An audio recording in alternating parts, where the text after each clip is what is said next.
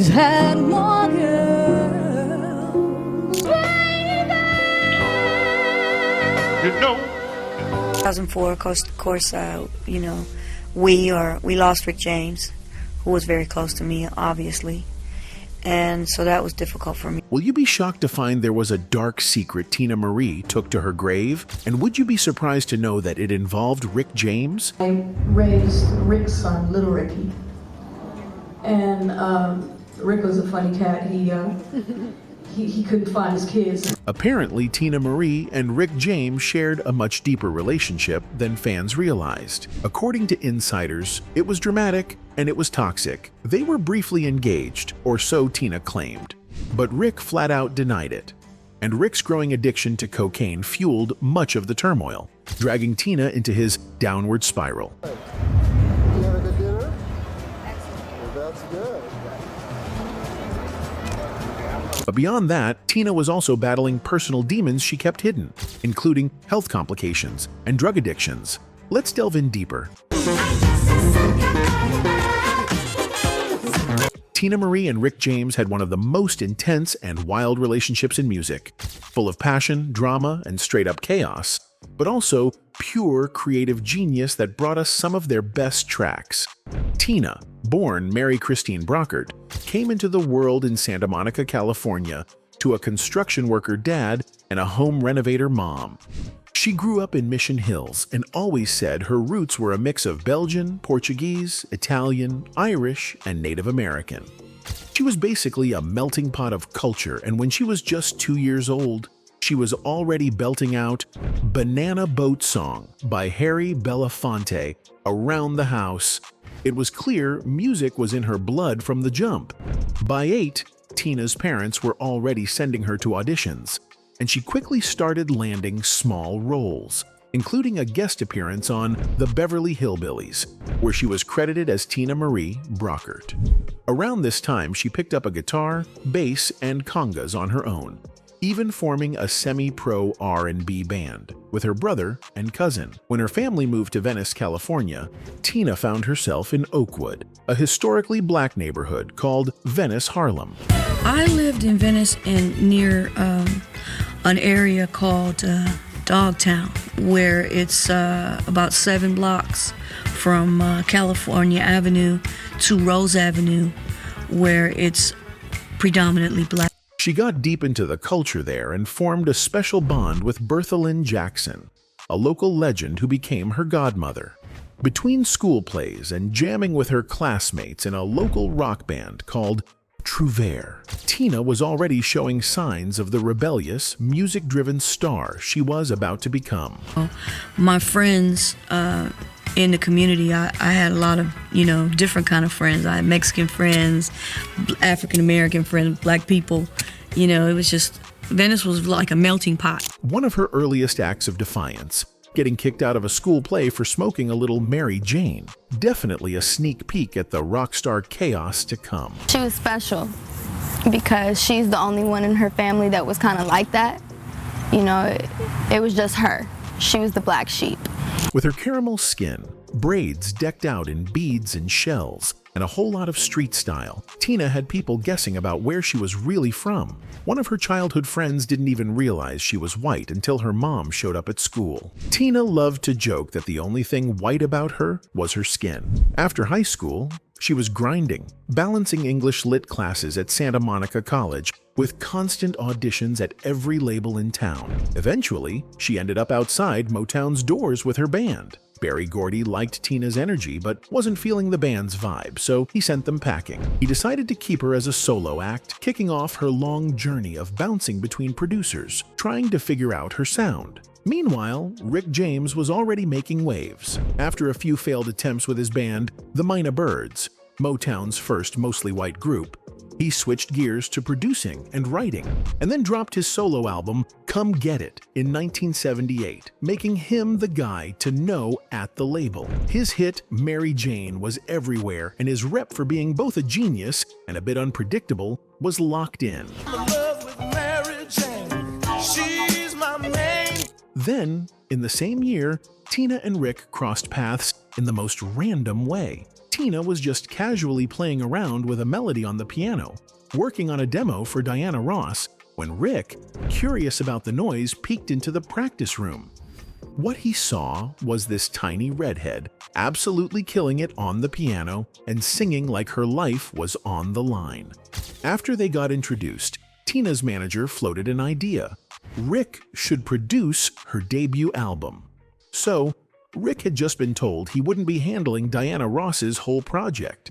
And honestly, he didn't sweat it. Instead, he shifted his focus to the new girl on the block. Motown execs were low-key freaking out. They'd spent all of the 60s making soul music for mainstream America, and now they had to deal with a white woman about to drop some soul on everyone.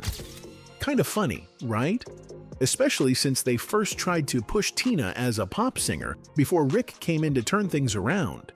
As they got into creating Wild and Peaceful, Rick and Teena got way closer, and maybe not just musically, but in other ways too. The album dropped bangers like I'm a Sucker for Your Love, which hit the top 10 on the R&B charts.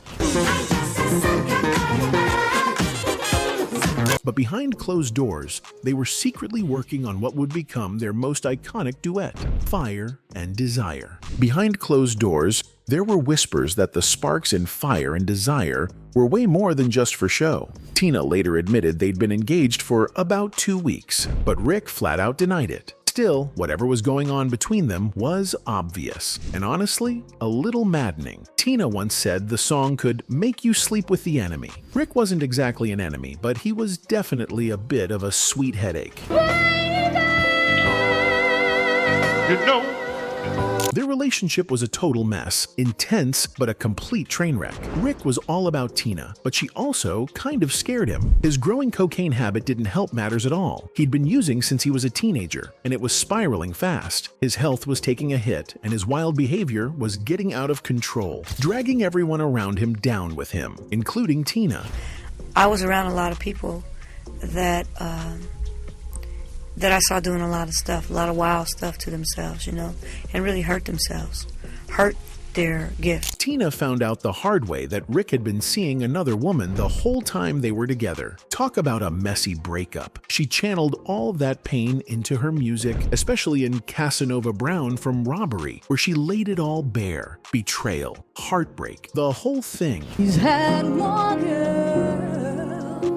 Rick was busy with his very public love affair, with drugs. His addiction was as out in the open as his music, and it was only getting messier by the day. We did marijuana. We woke up in the morning. We called it Mary Jane. We wrote a national song about it. I love you, Mary Jane, that kind of thing. And, we smoked all the time. Rick and drugs? A total disaster from the start. He was messing around with weed and heroin as a teen, and by the late 60s, coke had officially made its entrance. Even though he claimed he cleaned up after doing time, the autopsy told a different story. There was still a bit of coke in his system when he passed. Classic Rick. Rick's body definitely paid the price for all that wild living. In the mid-80s, a friend found him passed out at home, and it landed him in the hospital. Then, just a few years later, he messed up his hip so badly from all the stage jumps and partying that he had to get it replaced. And if that wasn't enough, he had a stroke right in the middle of a stadium show. Like mid-performance, his body just shut down. I don't think I've ever made an album other than for the last few years that didn't have cocaine, and I was snorting it. And we'd stay up for weeks making these albums, and we were doing like 3 or 4 albums a year. By the 90s, everybody knew Rick wasn't just dabbling anymore, he was full-on lost in it. At one point, he was blowing around $7,000 a week on coke, non-stop, for years. And I think one of the ways we were able to make so many albums off it because the whole band did it. Everybody but maybe one guy in the band. The whole band did it.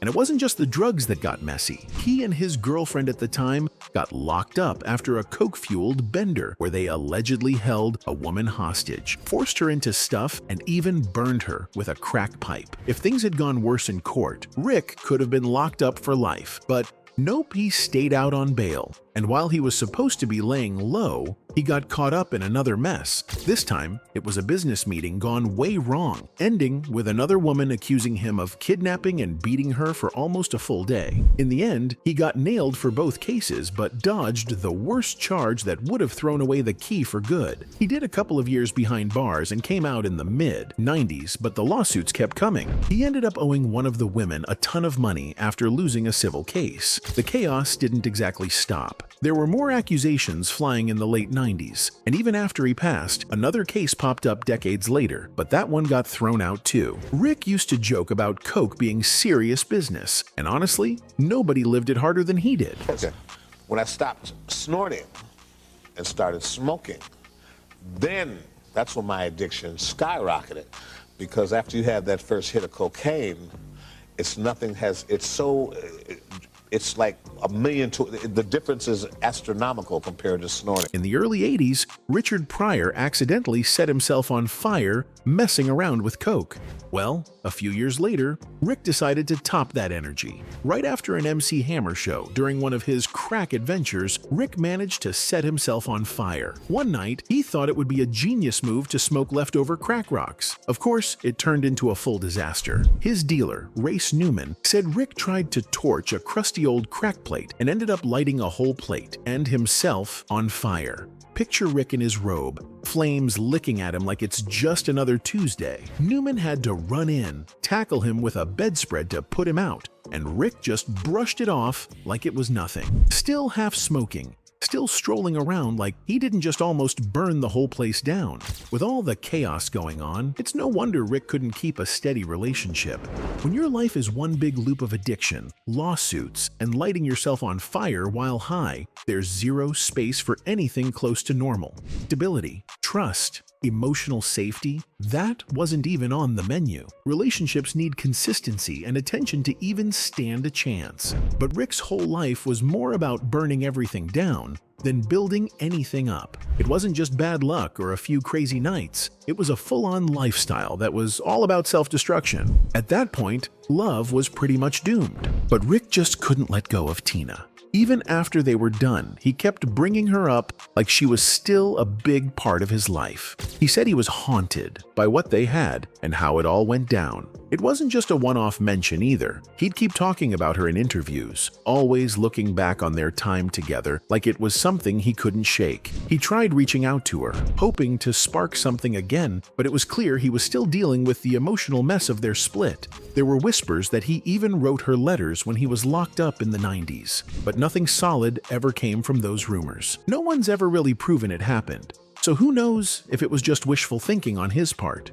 Still, even with the heartbreak, the respect never faded. Despite everything, they reunited for an unforgettable performance of Fire and Desire at the 2004 BET Awards. Their chemistry still undeniable after all those years. Rick's death later that year devastated Teena. She mourned him deeply, with his loss heavily influencing her later work. He was a brilliant composer, a gifted musician, a mystical man, and a true spokesman for my generation and generations to come. Their story remains one of the most iconic and complicated musical relationships ever, a raw testament to how love, pain, and creativity can collide and create something unforgettable. Did you have a good dinner? Excellent. Well, that's good. Rick's death left a hole in Teena that no one could fill. 2004, of course, we lost Rick James, who was very close to me, obviously. And so that was difficult for me. Just when it seemed like things couldn't get worse, she went through a string of accidents. First, a picture frame fell on her head while she was sleeping, triggering seizures. Then, a sub-zero fridge came crashing down on her. It was one of the toughest times in her life, leaving her physically and emotionally wrecked. Teena's pain went deeper than just the loss of Rick. After his death, she got hooked on painkillers, trying to numb everything she was feeling. But Teena wasn't the type to stay down for long. She found the strength to quit cold turkey, ditching the Vicodin that had taken control of her. It wasn't a walk in the park, and for a while, it felt like everything was spiraling out of control. Through everything, music was the one thing that kept her grounded. When she performed Fire and Desire, the track she'd done with Rick, the crowd's energy totally fueled her. She could feel him there with her, in the roar of the audience, in the magic they'd created together. Every time she sang it, it wasn't just her up there, she was carrying a piece of him too. Even though he wasn't physically there, Teena knew he was right there with her, in spirit, feeling all the love and hype from the crowd. Teena would tell herself Rick was in a better place now, that his struggles were finally over. His body had been through so much pain and sickness, and he was just exhausted from it all. While she missed him like crazy, she found some peace knowing he was free from all that suffering. For Teena, it was all about honoring Rick's memory and focusing on the joy they brought through their music. Every time she stepped on stage, she felt like her music was a way to heal for herself and for the world. Before Teena Marie was out here ruling the 80s funk pop scene and being Rick James's protege, she was just a girl from one of LA's last iconic black neighborhoods, totally obsessed with Motown. She grew up listening to everything from Harry Belafonte to random TV appearances.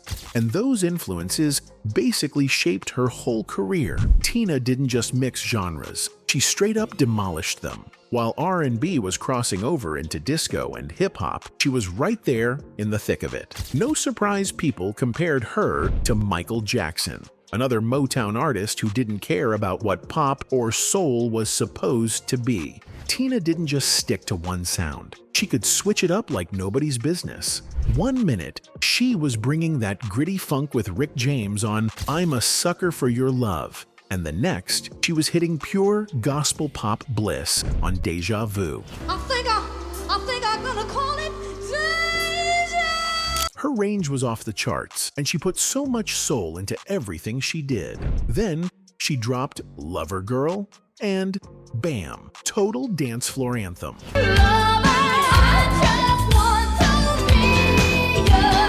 By the time her second album hit, people stopped caring about her skin color. Disco was the scene, bringing everyone together, and Teena was right there, breaking down walls with her own signature sound. Teena kept climbing with It Must Be Magic, an album that hit #2 on the R&B charts and earned her a gold record. Tracks like Square Biz, Portuguese Love, and the title track made it one of her standout moments. But it wasn't all smooth sailing. She ended up in a huge legal battle with Motown over her contract, which led to the creation of the Brockert Initiative. This law made it illegal for record labels to keep artists locked into contracts without putting out new music. So, while Teena's fight was about getting out of Motown, it ended up helping tons of other artists, including Luther Vandross and the Mary Jane Girls. By the time Teena bounced from Motown, she had already made her mark as the label's top white solo act, her legacy still going strong. She didn't just stick to one thing. She got into rock with Emerald City and even took a swing at rap with Square Biz. Teena wasn't just another pop star, she became a major influence. Her tracks still get sampled by artists like the Fugees, proving her impact is still felt today. Teena's exit from Motown wasn't just a big move for her. It shook up the whole music game. She was done with being stuck and not getting her new music out, so she took the label to court. The result? The Brockert Initiative, a game-changing decision that made it illegal for labels to keep artists locked in contracts without dropping fresh material. Basically, Teena turned the tables, giving artists way more power over their careers. Some people thought Teena's no-filter attitude rubbed Motown the wrong way, but really, it was her need to control her music that didn't mesh with the label's plans. Berry Gordy, who'd helped her get started, wasn't ready to let her go, but he also wasn't approving any new tracks. That standoff ended up sparking a major shift in the industry, not just for Teena, but for a whole generation of artists who got way more freedom moving forward. After winning her legal battle, Teena signed with Epic Records, and things were looking up. She finally had the freedom to do her thing. Plus, she kicked off her own publishing company, Midnight Magnet. Under the new deal, she dropped Robbery, a concept album that gave us hits like Fix It and tracks like Shadowboxing and Casanova Brown. He's had one girl.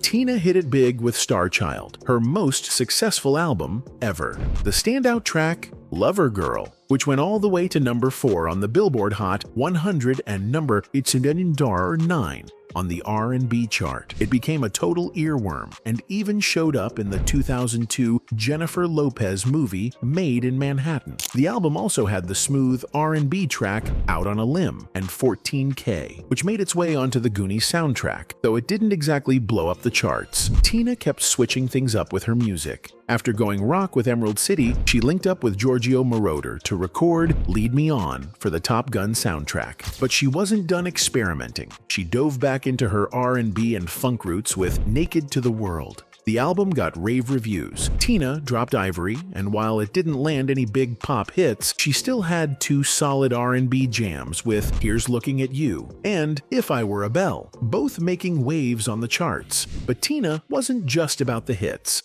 After everything, legal drama, switching up her sound, you name it, she left a massive mark on the industry. She not only proved how versatile she was, but also helped shift the way the whole music business treated artists. Thanks to her, future musicians had more power over their own sound.